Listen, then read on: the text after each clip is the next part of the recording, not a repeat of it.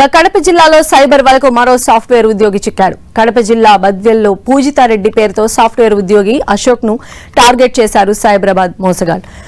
కడప జిల్లా బద్వేర్ మున్సిపాలిటీ పరిధిలోని గూడెం గ్రామానికి చెందిన అశోక్ చెన్నైలో సాఫ్ట్వేర్ ఉద్యోగం చేస్తున్నాడు. అయితే పూజితారెడ్డి పేరుతో అశోక్ కు ఇన్స్టాగ్రామ్ లో రిక్వెస్ట్ వచ్చింది. ఆ రిక్వెస్ట్ ను యాక్సెప్ట్ చేశాడు అశోక్.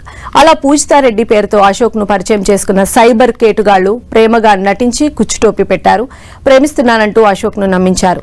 ఆపై వివాహం చేసుకుంటానంటూ నమ్మబలికారు. పూజితారెడ్డి ద్వారా ఆదూరి రామలింగారెడ్డి అశోక్ కు సెల్ ఫోన్ లో పరిచయమయ్యాడు. పూజితారెడ్డికి అశోక్ కు పెళ్లి చేస్తానంటూ నమ్మించాడు.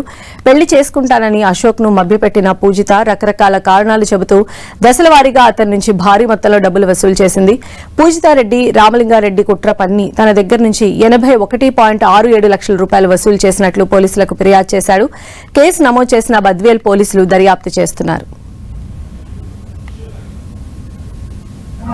గ్రామానికి చెందినటువంటి రామలింగారెడ్డి అనే వ్యక్తి ఈ యొక్క పూజితారెడ్డి నాకు బాగా తెలుసు, ఈమె పులివెందుల, ఈమె నా క్లాస్మేట్, మంచిది అని చెప్పి నీవు కూడా పెళ్లి సంబంధాలు చూస్తున్నావు కదా, బాగుంటుంది అమ్మాయి, ఒకసారి యాక్సెప్ట్ చేయ ఆమె రిక్వెస్ట్ అని చెప్పి చెప్పడం జరిగింది. సో దాని మేరకు అబ్బాయి అతని మాటలు నమ్మి, ఎందుకంటే వాళ్ళిద్దరు కజిన్స్ అశోక్ రామలింగారెడ్డి, రామలింగారెడ్డి మాటలు నమ్మి ఇతను ఫ్రెండ్ రిక్వెస్ట్ యాక్సెప్ట్ చేసి ఆవిడతో చాటింగ్ మొదలు పెట్టిన తర్వాత, సో ఆ చాటింగ్ క్రమంలో ఆమె యొక్క ఫాదర్ ఇట్లా ఈ రకంగా వాళ్ళ కుటుంబ పరిస్థితులు అవన్నీ చెప్పి, కొంత ఏదో సైట్ కోసం అని చెప్పి, తర్వాత వాళ్ళ ఫాదర్ వాళ్ళ పేరెంట్స్ అమ్మాయి పేరెంట్స్ పెట్టుబడులు పెట్టే ఈ షేర్స్ లో పెట్టుబడులు పెట్టి లాస్ అయినారని చెప్పి, సో ఆ కారణంతో ఇతర కారణాలతోటి ఇతని అమాయకుని చేసి డబ్బులు ఆమె అకౌంట్ లోకి ఇప్పించుకోవడం జరిగింది. మరిన్ని అప్డేట్స్ మా ప్రతినిధి సురేందర్ అందిస్తారు. సురేందర్.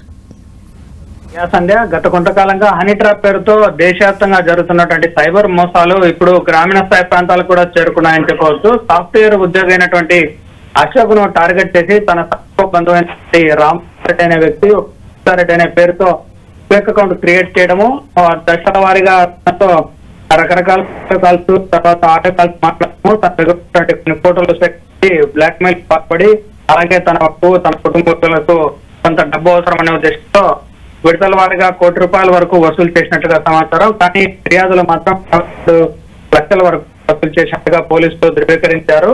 ఈ వ్యవహారం అంతా కూడా బస్సుల పరిధిలో చాలా సంచలనంగా మారింది. ఎందుకంటే హనీ ట్రాప్ అనేది ఎక్కడో దేశ విదేశాల్లో జరిగేటువంటి ప్రాసెస్ ఇప్పుడు గ్రామీణ ప్రాంతాలకు కూడా, అంటే దీని మీద అవగాహన కలిగి ఉండాలి. ఎవరు కూడా సోషల్ మీడియాలో వచ్చేటువంటి విషయాలను చాలా జాగ్రత్తగా అప్రమత్తంగా అని చెప్పి పోలీసులు చూస్తూ ఉన్నారు. దాదాపు సంవత్సర కాలం నుంచి జరుగుతున్నటువంటి ఈ విషయాన్ని తెలుసుకున్నటువంటి బాధితుడు అశోక్ పోలీసులను ఆశ్రయించడంతో వెంటనే వేసినటువంటి డబ్బు అకౌంట్ వివరాలు, అలాగే వాడినటువంటి ఇన్స్టాగ్రామ్ ఐడెంటిటీ తీసుకుని సైబర్ క్రైమ్ పంపించడము, వెంటనే వివరాలు కూడా కనుక్కున్నారు. ప్రస్తుతం తన బంధువైనటువంటి రామలింగారెడ్డి పాత్రదారుడు ఉన్నట్లుగా తెలుసుకున్నారు. అతను మరిన్ని విషయాలు కూడా వెల్లడయ్యే అవకాశం కనిపిస్తుంది. రైట్ సురేంద్ర.